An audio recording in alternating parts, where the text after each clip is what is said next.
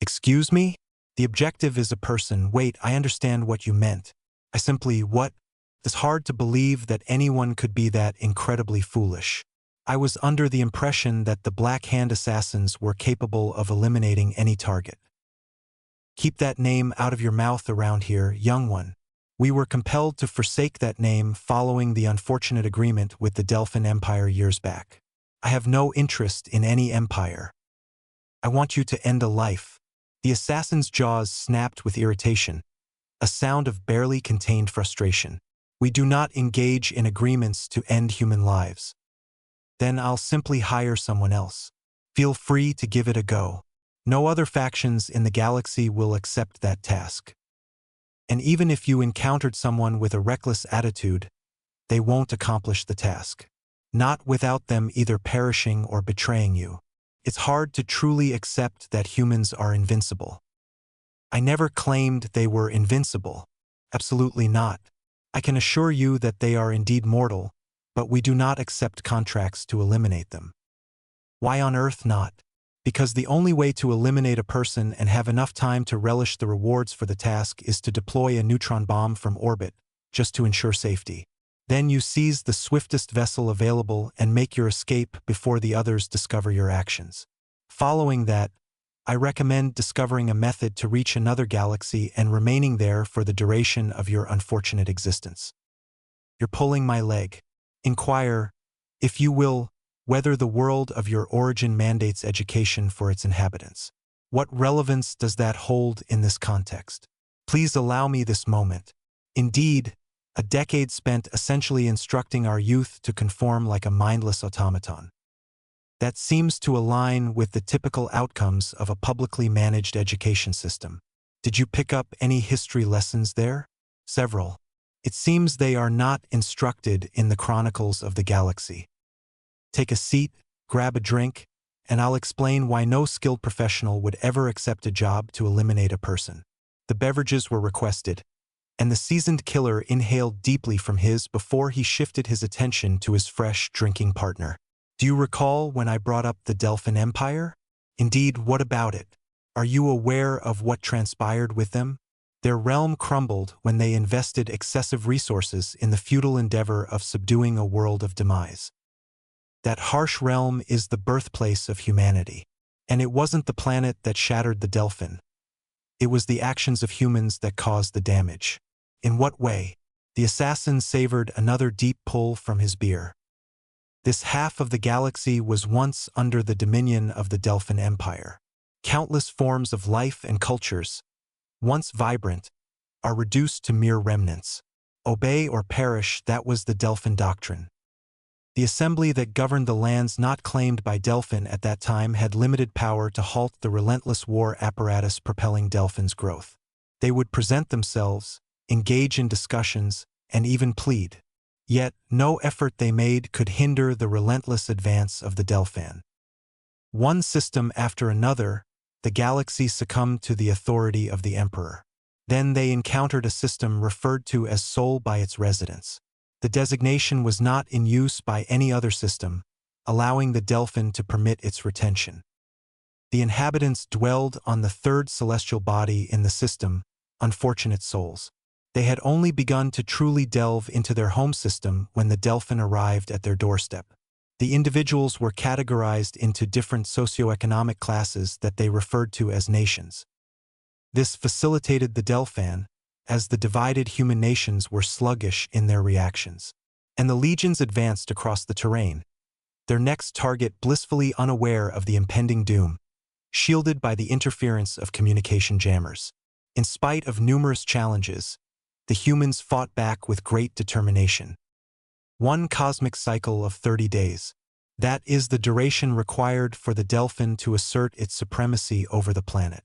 Most pre-FTL worlds succumbed within a week, yet those humans battled fiercely, particularly when the last nations finally realized they were under attack. They successfully paused the Delphin ground troops at one point before reinforcements arrived, leading to the collapse of the final stronghold of resistance.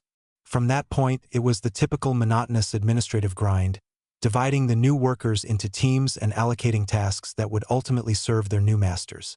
A significant number of the remaining individuals were engaged in agriculture and livestock management. Thus, the Delphan allowed them to engage in their area of expertise. A force advances fueled by its sustenance, as the ancient wisdom of humanity suggests. And the Delphan war apparatus was ravenous, without a doubt. Several 100,000 were removed from their home planet to labor in the mines in other locations. The inhabitants of that world possess an extraordinary strength and resilience, a result of the intense gravitational forces they endure. Thus, they demonstrated remarkable skill in the perilous endeavor of extracting minerals. The realms and beings subdued by the Delphan often unfolded in a series of events, as if they were following a shared narrative.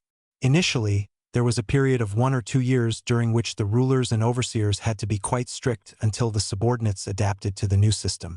Subsequently, a span of calm would ensue, only to be interrupted by a wave of insurrections and revolts occurring 5 to 10 years post the initial takeover. Once those were subdued, there typically wasn't sufficient resolve remaining to attempt once more. The survivors simply relinquished their hope. These individuals strayed from the established narrative. They reluctantly complied a few months after the invasion concluded, especially when the anticipated uprisings failed to materialize. I envision the Delphan feeling quite satisfied with their success in subduing the primates. If I could offer just a single praise to humanity, it would be this. They possess an innate skill for tracking and capturing. They possess the skill to bide their time, awaiting the ideal moment to make their move. For 2 decades, the humans toiled and thrived, multiplying like vermin. The Delphan had little concern for the increasing number of humans entering the world. Additional fodder for the machine, they would remark. Incentives such as additional rations and unique privileges would be offered if a human female exceeded the production of 4 offspring. If only the Delphan were aware. The humans were not producing additional laborers. An army was being cultivated. The human overseers and leaders who capitulated to the Delphan were, in truth, largely insincere. Figures dispatched to create a facade of capitulation while the true authorities concealed themselves below ground, in some instances, and persisted in commanding their troops. Concealed training facilities, clandestine educational gatherings under the cover of darkness, discreetly produced leaflets detailing the path to liberation from subjugation. Their ingenuity in concealing everything from their superiors was remarkable.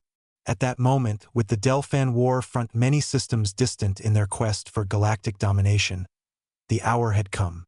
The leaders of humanity, concealed in their clandestine lairs, had been scheming as fragments of appropriated Delphan technology were carefully replicated by their researchers.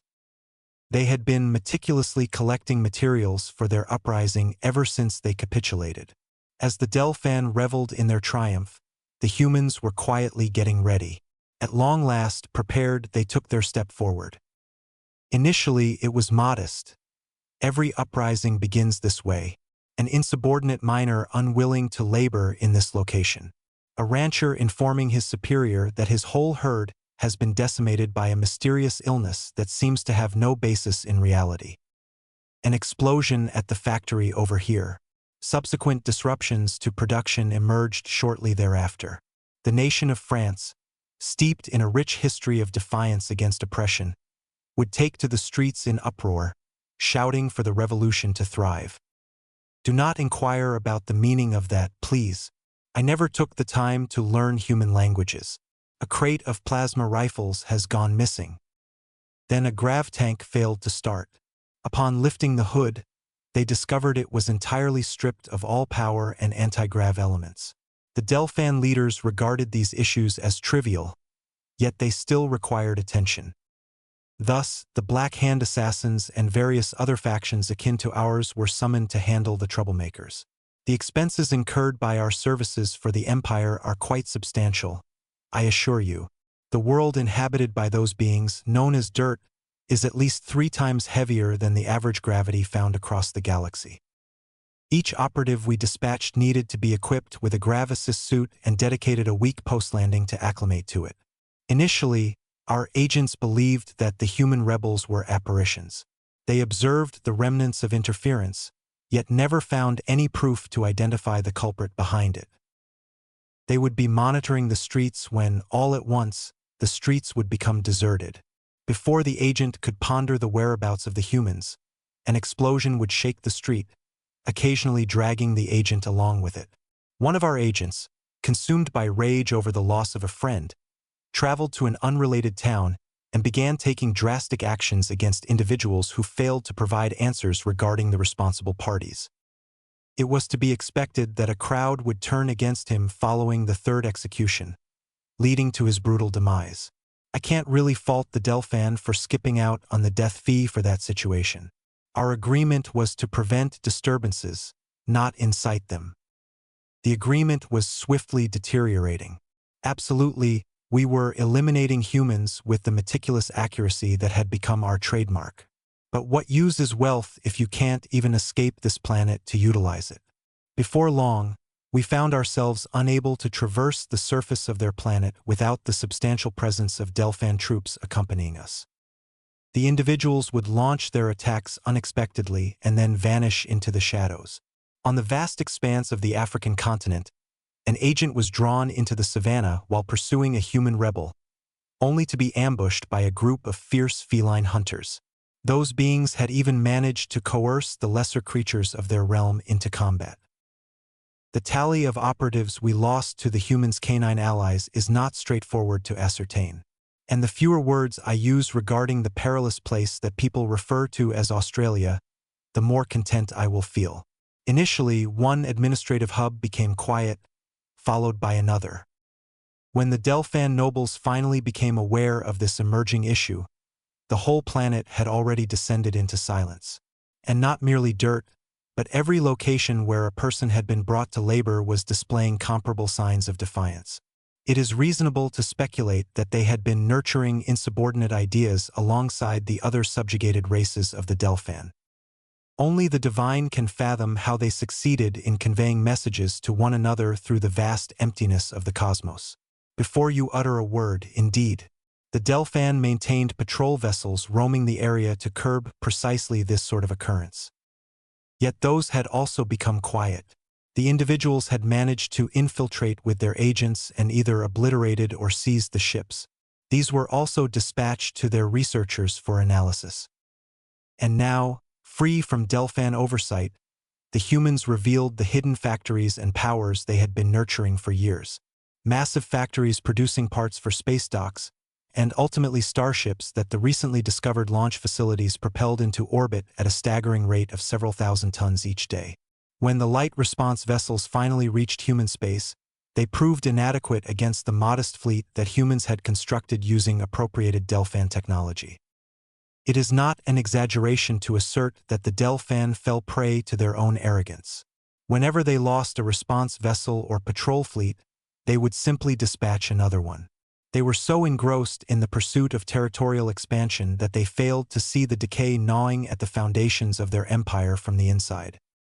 When the Delphan grew weary of the expense involved in dispatching light response fleets to the region, they withdrew a conquest fleet from the front, leaving the human world and the next 3 conquered systems in any direction shrouded in silence.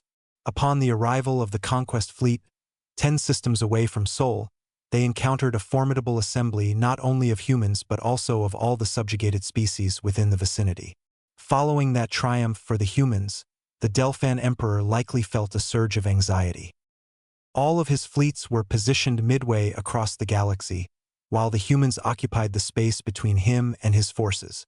An urgent summons was issued for all fleets to promptly return to the imperial capital, and any organizations similar to the Black Hand were summoned to provide their support. At that point, we had seen the decline of nearly 2/3 of our guilds, leading us to decline the summons. In the end, it proved to be our salvation. The individuals, following years of secretive endeavors, had become adept at uncovering infiltrators and disruptors among their own ranks. 7 other guilds of assassins were entirely eradicated. We understood it was a pointless pursuit, regardless of the Empire's generous offer. As the Delphan fleet assembled in their home system, strategies were carefully crafted to systematically disperse and search through the rebels' territory. This ultimately became the decisive factor. As the Delphan Empire focused on consolidation and strategy, the humans swiftly traversed the liberated void, reaching out to every subjugated species within the empire. They dismantled the Delphan overseers and united these groups under their banner. Wherever the humans ventured, they ignited the sparks of insurrection, and the cosmos blazed with chaos. The unproductive council in the region of the galaxy still untouched by the Empire had enthusiastically allied with the humans in their struggle. Across the vast expanse of the Empire, the downtrodden and subjugated were casting aside their chains by the trillions, lifting their fists in a powerful act of rebellion. Forge World continued to produce ships, and Agriworld persisted in cultivating crops and livestock, yet for the new Galactic Alliance, not for the Delphan.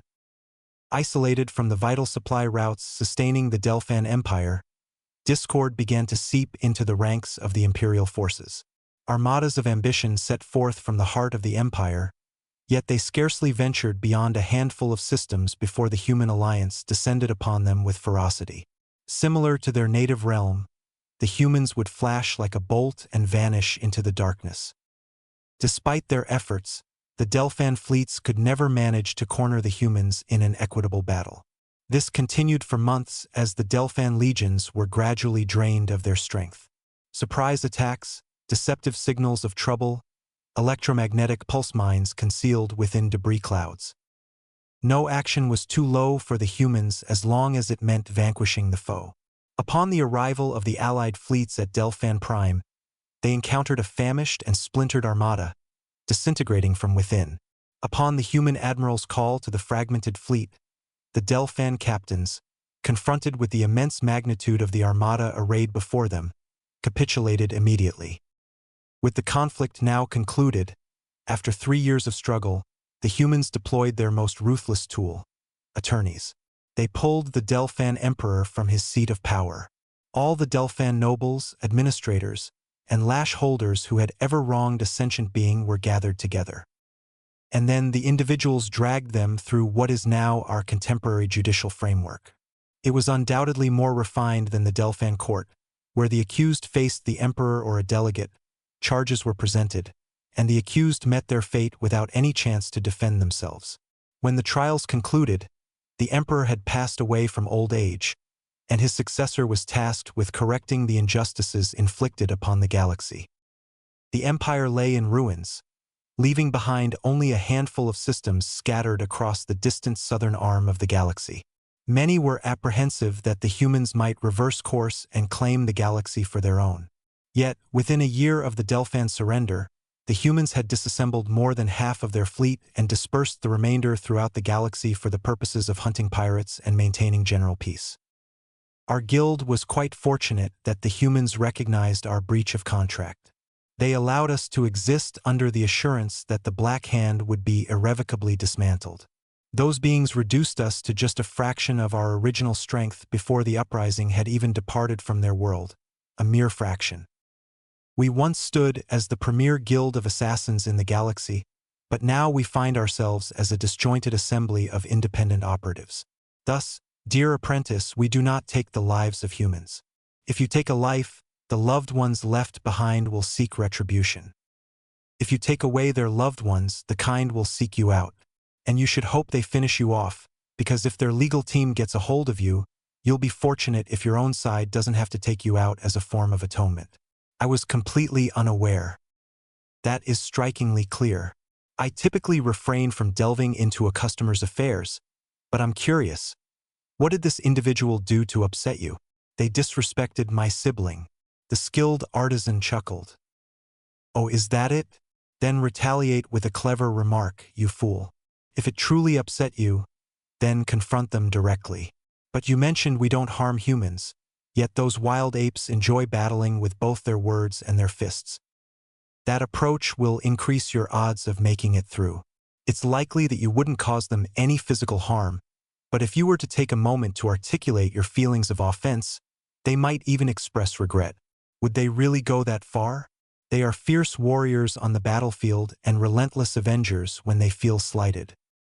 However, they are not lacking in civilization. If they were, they wouldn't have been able to restore the council to its current state. They occupy the leading role and are expected to maintain this position for many years ahead. They are a resolute group, yet just in their judgments. The scribe finished the final strokes of ink and gazed mournfully at the blank page before him. Well, it seems my cup has run dry.